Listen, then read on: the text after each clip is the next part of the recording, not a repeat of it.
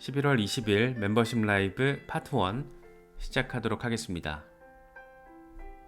네, 시장의 흐름이 진짜 어마어마합니다. 와, 비트코인 94,000달러 갔다 왔어요. 그래서 아침에 눈 뜨고 정말 깜짝 놀랐는데, 와, 이거 너무 약간 전폭적이어서 어제 우리가 이제 비트코인 현물 ETF 옵션 거래가 시작이 되면 의미 있는 호재가 될 거라고 짚어봤었는데, 정말 딱 그거에 맞춰서 94,000달러 갔다 오길래 야, 지금 어마어마한 어떤 시대가 열리고 있구나. 그런 생각도 좀 들더라고요. 알트코인들도 지금 약간 빨갛게 질려있는 애들이 많긴 한데 사실은 급등 이후에 나름의 어떤 리테스트 국면이기 때문에 이런 거지 실질적인 숫자를 보면 다 건강합니다. XRP 1.1달러 얘기 다 했고 에이다 0.75달러 원화 기준으로 1,000원 넘어섰더라고요. 그래서 에이다도 이 트럼프 수혜 종목으로 지금 거론이 되다 보니까 반응이 좋고, 와, 수위 3.7달러. 정말 수위 지금도 계속해서 홀딩하고 계신 분들은 정말 최종 승자가 아닌가. 지금 현재까지 봤을 때 그런 생각도 들고, 도치코인도 흐름 좋고, 전반적으로 시장 자체가 흥미로운데 이럴 때 이제 우리가 좀 조심해야 되는 게 어느 순간에 갑자기 조정이 와도 이상하지 않은 상황이잖아요. 그러니까 여기서 말하는 조정은 뭐 몇 퍼센트 정도 왔다 갔다 하는 거 말고 한 30% 전후에 나름 강세장에서 펼쳐지곤 했던 강력한 수준의 조정이 올 수도 있다라는 거를 이제 좀 염두에 둘 필요가 있지 않나, 그런 생각이 좀 많이 듭니다. 오긴 올 거예요. 분명히 올 겁니다. 이 시장 자체가 지금까지 그러지 않은 적이 한 번도 없어요. 그래서 패턴의 반복성이 중요한 시장이기 때문에 상승만 하는 시장은 없고 급등 뒤에는 반드시 급락이 나온다라는 거를 대전제로 깔아놓고 우리가 좀 보수적이고 현명하고 전략적으로 대응할 필요성, 이런 거 한 번 더 생각해 보시면서 시장 바라보시면 더 좋을 것 같습니다. 비트코인이 94,000달러를 터치를 했습니다. 와, 진짜 와 싶더라고요. 와, 와, 와. 네, 저 아침에 그랬거든요. 그래서 94,000달러 지금 터치하고 92,000달러 부근에서 왔다 갔다 하고 있는데, 사실 이 정도 저항도 약간 귀엽게 느껴지죠. 그래서 야, 94,000달러? 진짜 10만 달러 찍고 뭔 일 벌어지려나? 뭐 이런 생각도 들고, 네, 참 궁금합니다. 이게 조정 양상과 그 시점이 너무 궁금해요. 뭐 10만 달러 언저리가 될지, 아니면 어떤 분석가들 같은 경우에는 뭐 11만 달러, 2만 달러 정도 갔다가 거기서 조정 올 거다, 뭐 이런 얘기도 있고, 어떻게 될지 모르겠는데 확실한 건 지금 되게 흥미로운 순간이다. 이건 확실하게 느껴지는 것 같습니다. 공포 탐욕 지수는 하루 전보다 7포인트 빠진 83을 기록하면서 극단적인 탐욕 단계가 이어지고 있습니다. 비트코인 도미넌스는 다시 살짝 고개를 쳐들어서 60% 위로 올라선 모습이 나오고 있습니다. 이번에 비트코인을 94,000달러까지 진짜 와 하게 끌어올린 직접적인 요인은 블랙록의 비트코인 현물 ETF 옵션 상품이 나스닥에 전격적으로 상장이 됐기 때문입니다. SEC와 CFTC에 이어서 하루 전 통화감독청의 승인까지 받아내면서 얼씨구나 준비됐다, 통화감독청 승인 나자마자 당일에 블랙록의 비트코인 현물 ETF 옵션이 상장이 된 겁니다. 거래 첫날 19억 달러, 와 대박이죠. 35만 4천 건 계약이 활성화가 됐고, 재밌는 건 이거예요. 28만 9천 건이 콜옵션, 그리고 6만 5천 건이 풋옵션. 지금 기관들은 어디에 방향성에 방점을 찍고 있는지를 선명하게 바라볼 수 있는 부분이고, 콜 옵션 82%, 풋 옵션 18%, 너무 예쁜 그림이 아닌가 생각이 됩니다. 그레이스케일의 비트코인 현물 ETF 옵션도 이제 한국 시간으로 오늘 밤이죠. 오늘 밤에 열리는 미국 증시에 상장이 됩니다. 미국에 상장된 비트코인 ETP를 중심으로 한 생태계가 더욱더 발전할 것으로 기대가 된다. 와, 블랙록에 이어서 그레이스케일까지. 블랙록이 지금 현재 신흥 주자로서 시장을 리드하고 있다면, 그레이스케일 같은 경우에는 암호화폐 시장에서 전통 리더였잖아요. 그래서 그레이스케일 같은 경우에도 이렇게 준비가 착착 이루어지고 있다. 오늘 밤에 또 과연 어떤 흐름이 나올지 너무너무 궁금하고 좀 재미있게 느껴지는 그런 부분입니다. 비트코인 현물 ETF 옵션이 이렇게 순차적으로 더 상장이 된다는 것은 기관 투자자들이 증가할 수 있는 핵심 촉매제로 이어질 가능성이 상당히 높습니다.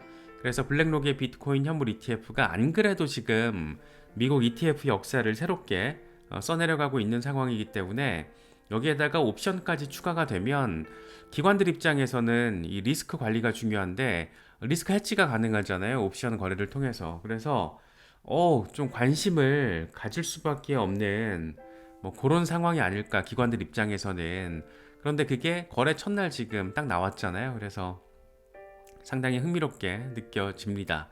이제 기존에 지금까지 시장에 아직 참여하지 않았던 연기금, 헤지펀드, 보험사 여기에 기대하기에는 중동 국부펀드 이런 곳들 큰 손들 특히 이제 블랙록의 주요 고객 중에 하나가 중동 국부펀드잖아요. 그래서 그런 부분들 우리가 또 생각을 해보면 지금의 어떤 이런 흐름들은 시작에 불과하다라는 점도 느낄 수 있지 않나 싶습니다. 단기적으로 시장이 아래 위로 오르락 내리락 거릴 수는 있죠. 폭등이 나올 수도 있고 폭락이 나올 수도 있고 하지만 전반적인 시장의 방향성은 굉장히 전폭적으로 만들어지고 있다. 이렇게도 정리할 수 있을 것 같습니다.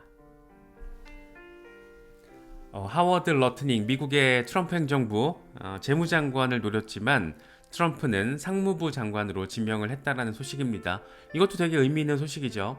이 캔터 피츠제럴드의 CEO 하워드 러트닝 비트코인에 있어서 엄청 강력한 입장을 가지고 있는 친화적인 인물입니다. 비트코인 보유자들에게 레버리지를 제공하기 위한 비트코인 금융 사업을 시작할 예정이다. 초기 자금으로 20억 달러 대출을 할당했다.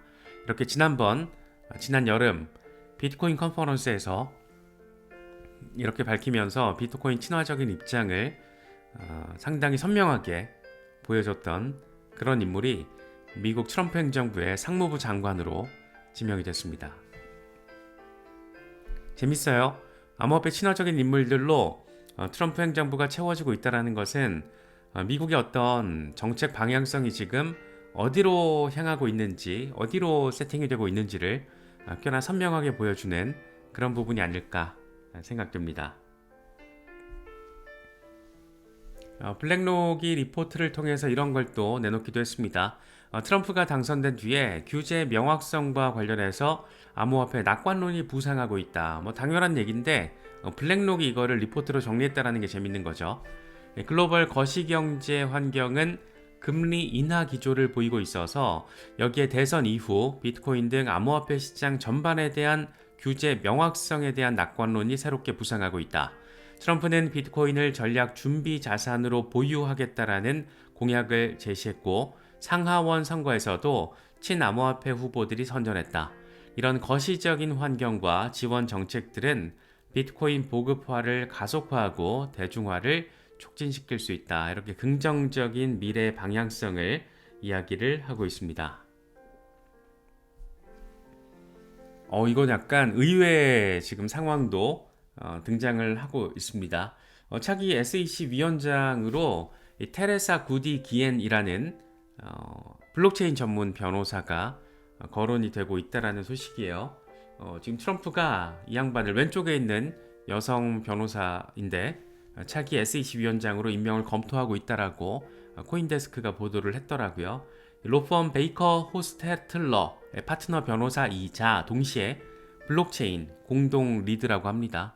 공동 책임자라고 하는 거죠. 그래서 블록체인 전문 변호사를 차기 SEC 위원장으로 앉히는 것도 괜찮은 것 같아요. 특히나 일단 약간 생기다만 되게 정치적인 이런 현 SEC 위원장을 잘라버리고 이제 지발로 갈지 잘리게 될지 모르겠지만 지발로 갈 가능성이 높죠.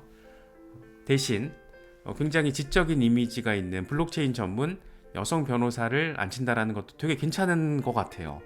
아이디어가 이거 괜찮다라는 생각이 들더라고요. 그래서 약간 파격적인 느낌도 나고 또 내부에 뭐 헤스터 피어스나 우에다 아저씨나 이렇게 조금 괜찮은 사람들이 또 있으니까 여기 외부에서 끌어와서 SEC의 변화 추진의 모멘텀을 강조한다라는 차원에서도 여러 가지 의미 부여가 괜찮게 되는 것 같습니다. 그래서 지금 하마평에 오르고 있는 인물들도 다 괜찮고 뭐 테레사 구디 기엔 같은 이런 양반이 차기 SEC 위원장이 되는 것도 상당히 흥미로운 그런 그림이 될 것 같다라는 생각이 들더라고요.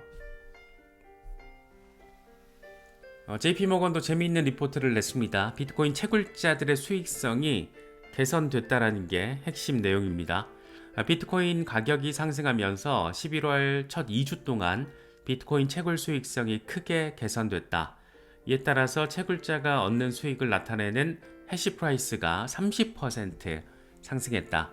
미국 증시에 상장된 채굴 기업 중 JP모건이 추적하는 채굴주의 전체 시가총액 역시 11월 15일 기준으로 10월 말 대비 80억 달러, 33%가 증가했다. 채굴자들의 수익성이 개선됐다라는 거는 이제 채굴자들이 수익성 우려를 걱정을 해서 비트코인을 던지는 이런 상황이 이제 벌어지지 않을 가능성이 높아진 거라서 이래저래 시장에는 긍정적인 모습으로 해석할 수 있는 그런 부분입니다. 분석가 알리는 비트코인이 과거 강세 패턴을 반복할 경우에 최대 15만 달러까지 상승할 가능성이 있다라고 긍정적인 전망을 제시하고 있습니다. 하지만 급등 뒤에는 언제나 조정이 있었다라는 점도 함께 강조하고 있는데 이런 점들을 우리가 조금 주의 깊게 좀 바라봐야겠죠. 2016년에서 2017년 강세 시즌에서 비트코인은 신고점 돌파 이후 156% 급등을 했다. 이후에 39% 조정이 나왔다. 2020년에서 2021년 사이클에서도 직전 고점 대비 121% 상승한 뒤에 32% 조정이 나왔다. 현재 3월 고점 대비 26.7% 상승한 상황인데 과거 패턴이 반복된다라면 최소 13만 8천 달러까지 상승 가능성이 있다라고 이야기를 하고 있습니다. 그러니까 13만 8천 달러까지 상승하고 한 30-40% 정도 조정이 올 가능성이 있다라는 얘기를 하고 있는 겁니다. 이렇게 되면은 한 8만 달러 언저리까지 다시 리테스트가 가능하다라는 거잖아요. 그래서 이런 점들을 우리가 좀 염두에 둘 필요가 있어요. 왜냐하면 막상 뭐 이 지금 단기 고점이 뭐 10만 달러 부근이 될지 지금 분석가 알리가 이야기하고 있는 것처럼 13만 8천 달러 고점이 될지는 알 수는 없죠. 다만 10만 달러든 13만 8천 달러든 어마어마한 숫자고 이 정도를 터치를 하고 나면은 기존에 흔하게 강세장에서 벌어졌던 30-40% 정도의 조정이 나올 수 있다. 이렇게 되면은 예를 들어서 10만 달러 기준으로 30% 조정 오면 7만 달러가 되는 거고 13만 달러 기준으로 놓고 봤을 때 한 30% 조정 오면 8만 달러 언저리로 왔다 갔다 할 수 있다라는 거잖아요. 그래서 그런 가능성을 염두에 두고 대응을 해야 된다라는 거죠. 하지만 일반적으로는 10만 달러 가고 13만 달러 요 정도 가면은 어마어마한 포모가 생겨서 그때 아마 시장에서는 그런 분위기가 조성이 될 거예요. 비트코인 15만 달러 간다.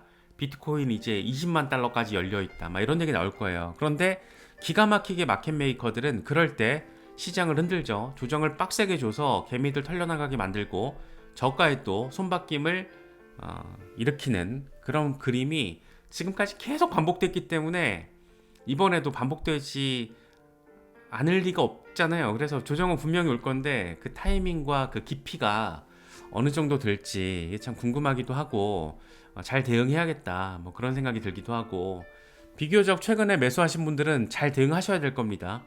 뭐 비트코인 2만 달러에 매집하신 분들이야 뭐 아무 생각 없이 그냥 홀딩하셔도 되겠지만 비교적 최근에 신규로 진입하신 초보자분들이라면 이런 급격한 조정 상황이 과거 강세장에서도 지속적으로 반복됐다라는 거 그런 거 잘 염두에 두시고 대응하셔야 됩니다. 그래서 막연한 희망 회로와 막연한 낙관론은 언제나 금물이더라라는 것도 참고를 하시면 좋을 것 같습니다.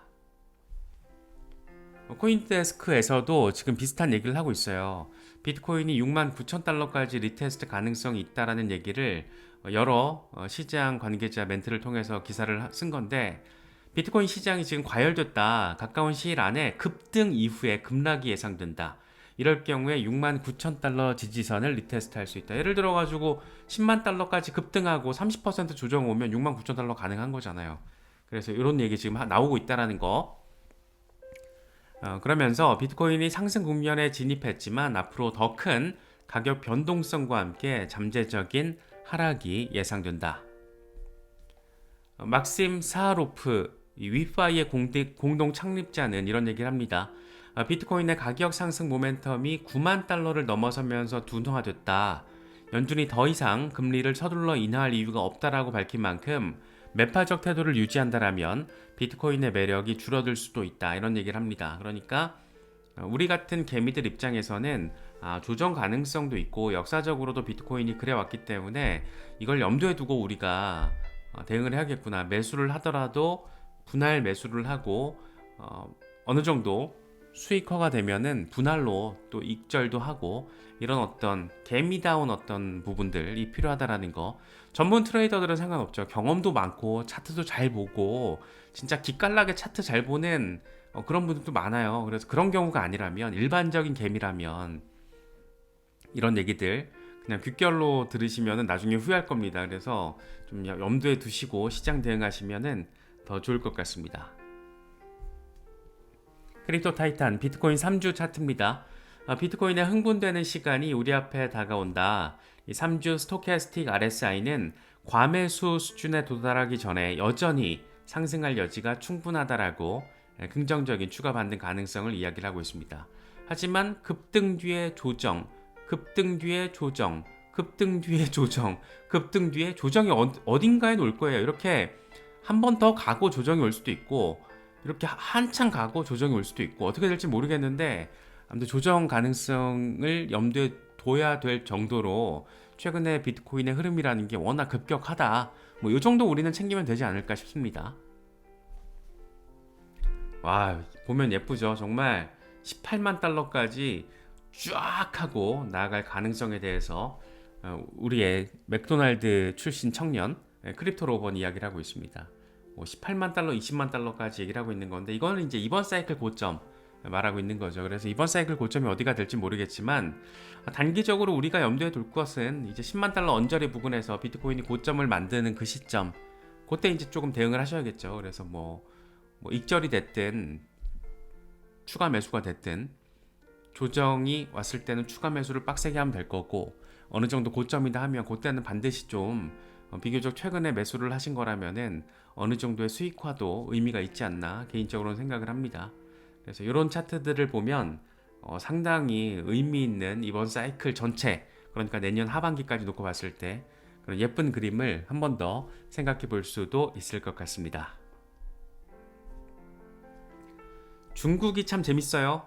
지금 여러 포인트 지점으로 중국과의 대립각 차원에서 어떤 그림이 가능한지는 어제 영상에서 우리가 짚어봤었는데 이번에 상하이 고등법원에서 가상화폐는 개인이 보유 가능하지만 사업은 불법이다 이렇게 이야기를 하고 있습니다. 가상화폐는 가상상품의 일종으로 재산적인 속성을 가지고 있고 법률로 금지되지 않는다. 개인이 단순히 가상화폐를 보유하는 것은 불법이 아니지만 가상화폐와 관련된 사업활동은 불법 금융활동이다 라고 이야기를 하고 있습니다. 이게 지금 처음이 아니죠. 가상화폐, 비트코인 등 암호화폐의 재산성에 대해서는 상하이 고등법원이 여러 차례 지금 이야기를 하고 있습니다. 그래서 중국에서 고등법원에서 이 정도 얘기가 계속 나온다라는 거, 그리고 미국에서 비트코인이 전략자산으로 지정될 가능성이 100% 수준이라는 거, 이런 것들을 고려를 하면 중국 정부가 지금 유동성 확장 국면에 있는데 이런 상황을 어떤 정책적인 스탠스로 대응을 할 것인가. 사실상 홍콩에서 지금 비트코인과 이더리움 현물 ETF가 거래가 되고 있는데 중국 정부가 과연 어떤 입장을 취할 것인가, 여러모로 또 한 번 더 생각하게 만드는 그런 포인트 지점이 아닐까 생각됩니다.